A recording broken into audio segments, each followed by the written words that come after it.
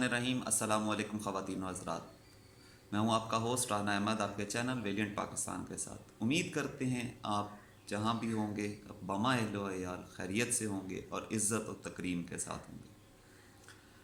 ناظرین، عمران خان صاحب کل ایک بڑا اہم جلسہ کرنے جا رہے ہیں رحیم یار خان کے اندر، اور اس جلسے میں وہ لانگ مارچ کے حوالے سے بہت سی اہم باتیں جو ہیں وہ کریں گے، لیکن اس سے پہلے ہی پنجاب سے مدد مانگ لی گئی ہے، اور اس حوالے سے وفاقی حکومت نے 10,000 نفری کے لیے آئی جی پنجاب کو لیٹر لکھ دیا۔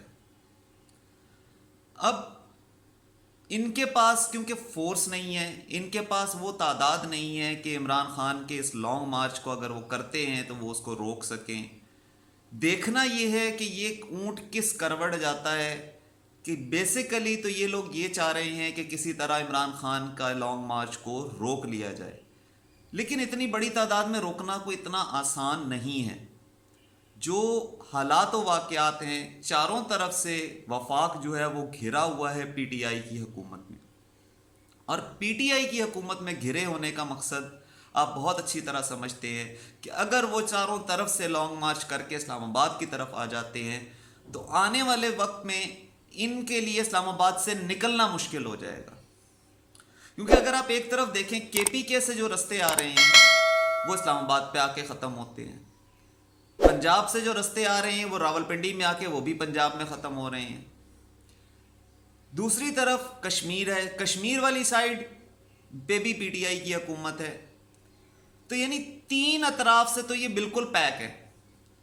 4 صوبوں میں سمجھ لیں اس وقت پی ٹی آئی کی حکومت ہے، تو ان کے پاس اپنی نفری تو ہے نہیں، یہ خود تو اپنے آپ کو ڈیفینڈ نہیں کر سکتے۔ رانا ثناء اللہ صاحب نے یہ تو کہہ دیا کہ جی ہمارے پاس ایف سی بھی ہے، ہمارے پاس رینجرز بھی ہیں، ہم مدد آرمی سے بھی مدد مانگ سکتے ہیں، لیکن ہماری فوج کبھی عوام کے سامنے نہیں آئے گی، اور یہ ایک حقیقت ہے، کیونکہ فوج عوام سے کبھی نہیں لڑ سکتی، کیونکہ وہی فوج ہے جس سے ان کا سارے تعلقات ہیں، جن سے ان کے سارے معاملات ہیں۔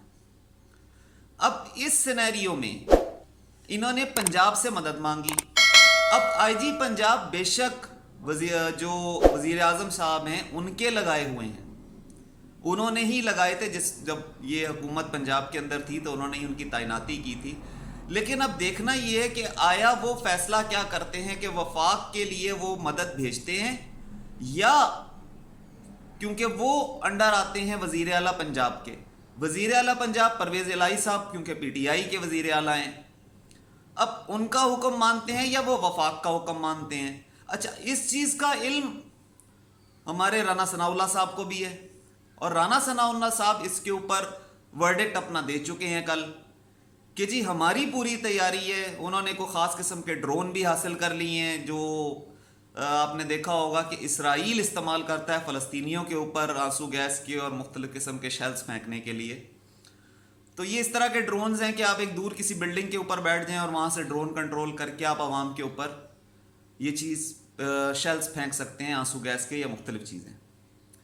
اس کے علاوہ انہوں نے کہا جی کہ ربڑ بولٹس کا ہم نے انتظام کر لیا ہے، پولیس کو پوری طرح سے تیار کر لیا ہے۔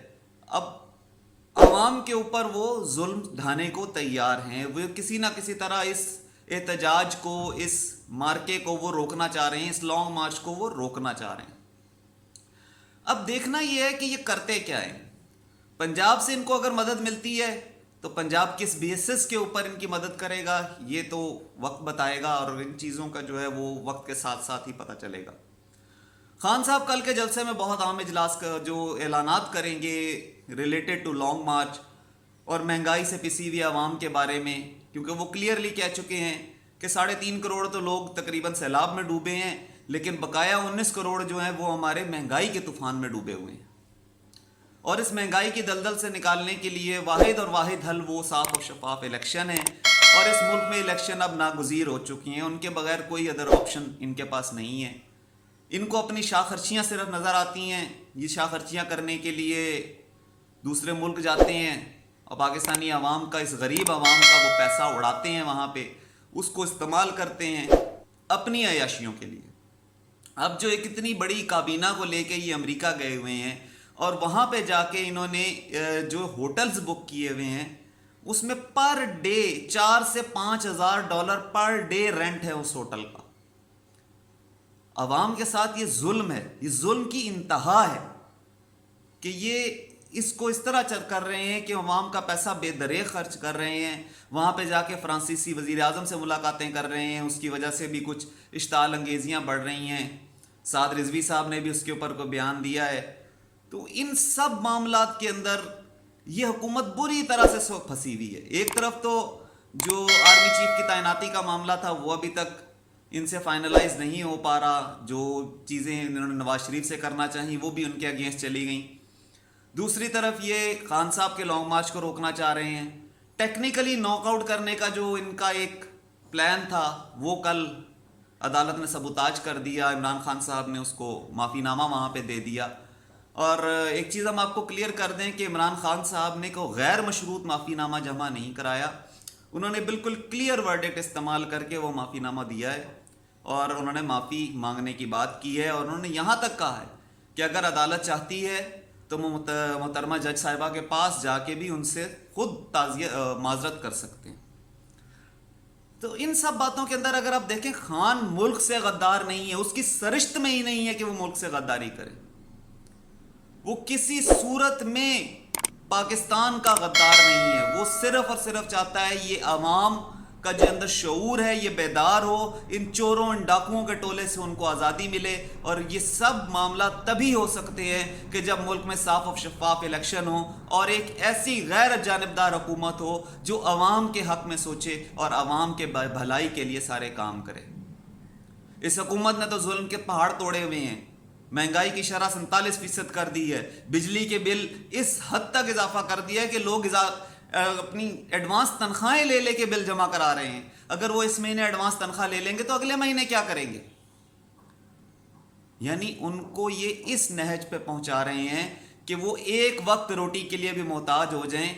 اور اس ایسا تو صاف نظر آ رہا ہے. یہ عوام جائے گی تو جائے گی کہاں؟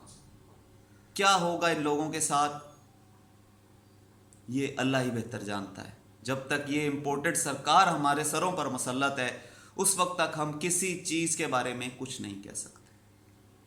دعا کرتے ہیں کہ پاکستان کے حق میں ہر چیز بہتر ہو. اپنا خیال رکھیے گا. چینل کو سبسکرائب ضرور کریں. ویڈیو پسند آئے تو لائک اور شیئر کیجیے گا. السلام علیکم.